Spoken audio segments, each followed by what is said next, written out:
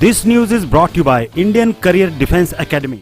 मुख्यमंत्री जयराम ठाकुर ने कहा है कि बिलासपुर में पर्यटकों को आकर्षित करने के लिए गोविंद सागर झील में एशियन विकास बैंक परियोजना के तहत जल क्रीड़ा और अन्य पर्यटन आधारित विकासात्मक गतिविधियां आरंभ की जाएंगी।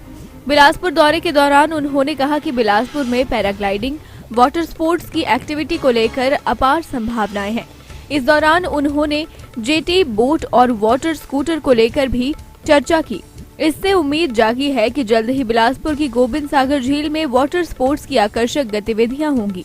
ये सेवा के भाव के साथ उस वक्त भी काम करते थे जब अफसर थे, और उसी सेवा के भाव को आज भी उन्होंने कायम रखा है। इस बात के लिए हमें प्रसन्नता है। भाई कटवा, जीतराम कटवा 5 उद्घाटन और 19 शिलान्यास की पट्टिका एक बार पहली बार जी को जय श्री राम। अगर योग करूं मैं बिलासपुर में जो संभावनाएं पर्यटन की दृष्टि से हैं वो विशेष तौर से जो हमारे यहाँ पर पैराग्लाइडिंग की एक एक्टिविटी है उसको और ज़्यादा बेहतर ढंग से हम कर सकते हैं। उसमें बहुत अलग तरह के हम जो है वो यहाँ अलग अलग इवेंट्स उसके कर सकते हैं। तो इसलिए एक तो वो हमारे पास संभावना है। दूसरा, वाटर स्पोर्ट्स की बहुत बड़ी संभावना यहाँ पर बिलासपुर में है, और जिसका मैंने जिक्र किया, और जिसमें विधायक महोदय जी ने कहा कि यहाँ पर जेटी लग जाए तो जेटी के माध्यम से हमारे जो वाटर स्कूटर होते हैं उसके साथ साथ में हमारी और इवेंट्स जो है यहाँ पर की जा सकती हैं, और टूरिस्ट के लिए भी उस दृष्टि से यहाँ पर बहुत बड़ी संभावना है।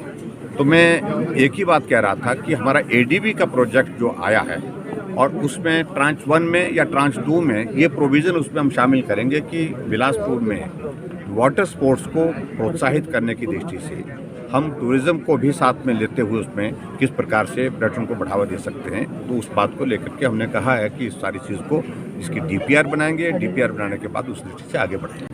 विस्तार से नहीं जा पाऊंगा क्योंकि विधायक महोदय जी ने एक योजना के बारे में यहाँ से जानकारी दी। दिव्य हिमाचल टीवी के लिए बिलासपुर से अभिषेक सोनी की रिपोर्ट।